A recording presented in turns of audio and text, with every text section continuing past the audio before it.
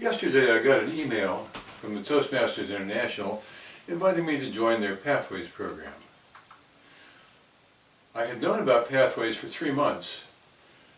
There's a Toastmasters discussion group on LinkedIn, and the comments about Pathways were almost all negative. I had tried to find out what it was.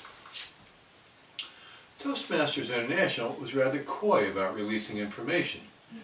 I couldn't find anything on their site before it was released to us. It had been rolled out in several districts in the United States, so I was able to find some information on district sites.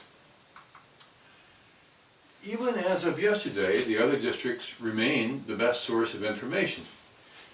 The Toastmasters site has beautiful professional graphics, but very little information. For instance, the Pathways program includes 10 paths. This page introduces them. However, it doesn't tell you what they are.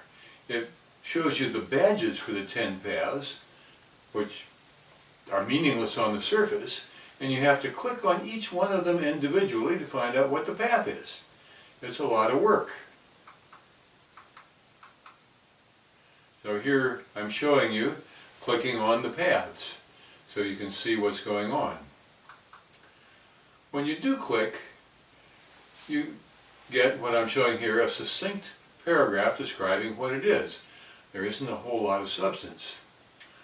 I found this scarcity of information to be consistent throughout the Toastmasters International presentation.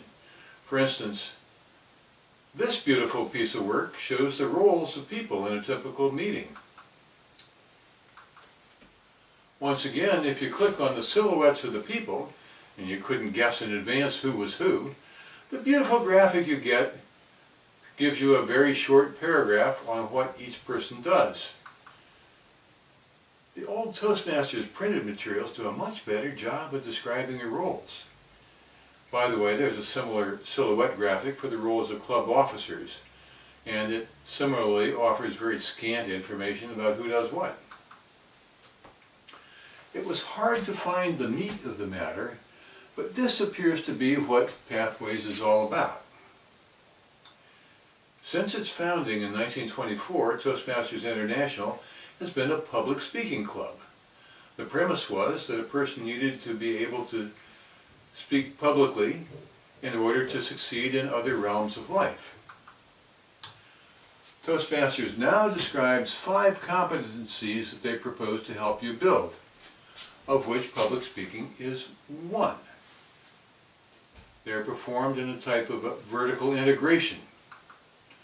No longer simply providing members with public speaking tools that they need to get things done, they propose to teach people how to do them. They provide a graph showing how these 5 competencies map to 10 career pathways they've laid out.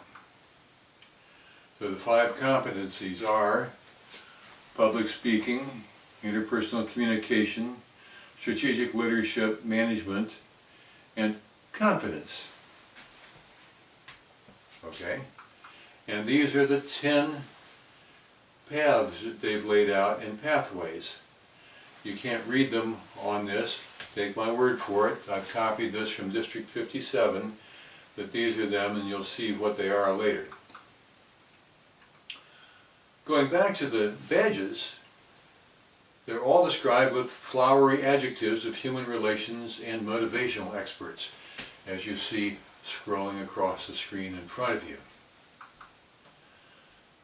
Toastmasters International seems to assume that their membership consists of cubicle rats with sufficiently narrowly defined jobs that they can be pigeonholed into one path or another. That certainly isn't true of me. I don't think it's true of other members of our Art Darkers Club here in Kiev. The question this raises in my mind are the following. Is there a need? Is Toastmasters International filling a real need with this change? If there is a need, is Toastmasters International the right organization to fill it? And the bottom line, what does all this mean to us in our little club in Kiev, Ukraine? I personally don't see a need that's crying to be filled. The people I know in Toastmasters were quite content with the existing program. They can take responsibility for their own professional development, and they see public speaking as just one part of the plan. That's why they're here. I seldom hear anybody express a desire to improve their motivational speaking, interpersonal communications, or any of the other stuff that Toastmasters International proposes to do. And in any case, these topics were addressed in the former program, specifically speeches 9 and 10 of the Competent Communicator series. And they're adequately covered, certainly, in the advanced programs of the former program. The possibility existed within the old program, but members were not forced to identify themselves with a particular problem if they didn't feel that they had a problem. There are motivational speakers, career consultants, and hundreds of other professionals already working in this area if you want help. So is Toastmasters International a logical organization to address this problem? It has seemed to me to have a relatively weak administrative structure. Specifically, problems we've experienced over the years have included supply orders. We don't get stuff. Our books and our stuff just doesn't arrive easily. We got no help whatsoever when we attempted to establish our own area before we joined the district. They just didn't want to help us and didn't offer any suggestions. They didn't criticize what we did when we told them what we had done. Thank you for that. Toastmasters International's website, phone system, and email just seem pretty primitive, barely up to the limited task of keeping track of our membership awards and supply orders under the old system. In short, the Toastmasters organization appeared to be marginally adequate for fulfilling its previous simple mission. It does not seem to me well advised for them to expand that mission to this much broader remit that is included in Pathways. But what should we do as a club? I advocate we do the following. First of all, we shouldn't worry about the cost. Pathways will make it a bit more expensive. Members will have to pay $20 per pathway, but that is affordable. The cost of membership has increased in local currency terms fourfold in the 8 years since I became treasurer. I have to concede we haven't lost membership. The club is still very attractive, and I don't think that this additional cost will drive people away. We continue to have new members who are interested in public speaking. I think we should advocate that they take the communication pathway, which most closely parallels the present Competent Communicator series. At any rate, with any change, there are some pluses and minuses. Going online is no change for us. Postal service being what it is in Ukraine, we are already distributing our materials online. So we will all choose Basecamp, which is the online option, instead of printed materials under Pathways. No change for us there. Translation doesn't change. The materials were never available in Russian or Ukrainian, and they still won't be. No problem. We don't lose control. Awards will still be managed by the club, specifically the VP Education. Previously, mandatory steps along the path to Competent Communicator included developing basic presentation skills, vocal variety, gestures, presentation technologies such as PowerPoint. These appear to be options in the new system. Our club should strongly advocate that members continue to develop these skills, so they should choose a pathway in which they're mandatory or at least strongly optional, and they should practice them. They're important. Now there's a lot of overlap among the pathways. I'm showing here the pathways for presentation mastery and visionary communication. I have included in red those that are identical. It's almost all of them. So the question is, why are there two separate pathways at all? They're almost the same thing. There's nothing here.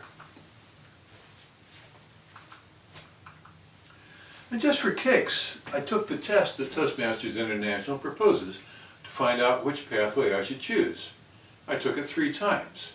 Each time they asked me to pick 3 paths that might be interesting to me. So every time I chose 3 different paths, so eventually I chose 9 out of the 10.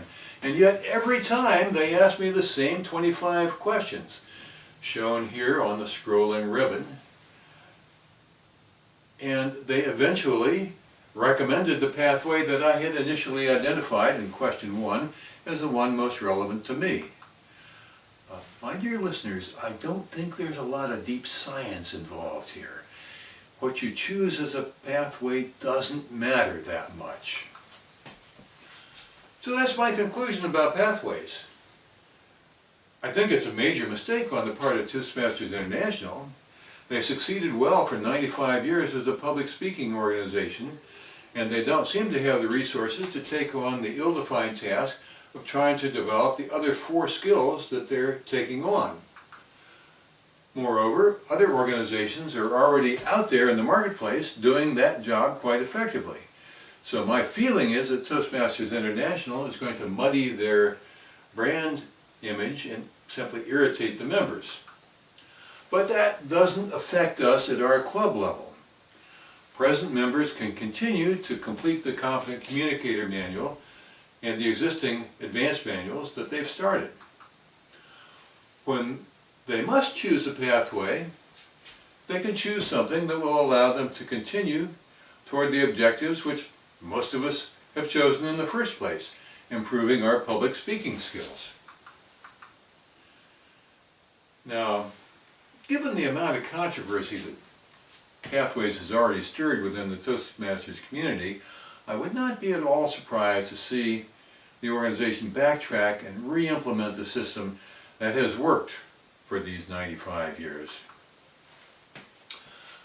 But that's a fight we should stay out of. It's just not in our interest to get involved. We should simply do the best we can with what we have, continue to help our members learn the art of public speaking. That's what they're there for. Toastmasters International may be causing themselves a lot of grief. We cannot expect much help from them in this time of turmoil, but we don't need their help, and we will survive. That's it from Ukraine. This is Graham Seibert, signing off.